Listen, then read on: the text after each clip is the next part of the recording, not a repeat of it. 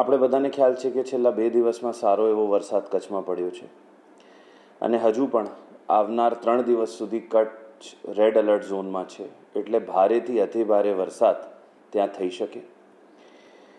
કચ્છમાં ખાસ નખત્રાણા માંડવીમાં ખૂબ વરસાદ પડ્યો છે. રાત્રે 12 વાગ્યા પછી જેમ વાત કરું તો નખત્રાણામાં 7 ઇંચથી વધારે વરસાદ પડ્યો છે, પરંતુ હાલ છેલ્લા 2 કલાકથી વરસાદ ઘણું ઓછું થયું છે, એટલે પાણી નીકળવાનું ને બધું ચાલુ છે. પરંતુ મારી બધાને વિનંતી છે કે ખાસ જ્યારે અત્યારે જન્માષ્ટમીનો માહોલ છે તો જે રીતની વરસાદની ગજવીજ સાથે વરસાદની આગાહી અત્યારે છે તો કૃપા કરીને પોતાના ઘરથી બિનજરૂરી બહાર નીકળવા ટાળે. હરવા ફરવા કે જોવા કોઈ જગ્યા જળાશયના નજીક ના જાય.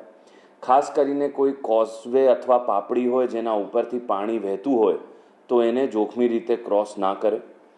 સમગ્ર વહીવટી તંત્રને એલર્ટ કરવામાં આવ્યું છે. તલાટીઓને ગામે રહેવા સૂચના આપવામાં આવેલી છે. પ્રાંતોને મામલતદારોને એલર્ટ રહેવા સૂચના આપવામાં આવેલી છે. સતત દરેક ગામમાં આપણે એલર્ટ ઉપર છીએ. જે રોડવાળી એજન્સીસ છે, નેશનલ હાઈવે, સ્ટેટ હાઈવે, એ લોકોને સતત પેટ્રોલિંગની સૂચના આપવામાં આવેલી છે, જેથી કોઈ પણ જગ્યા ટ્રાફિકમાં અડચણરૂપ ના થાય.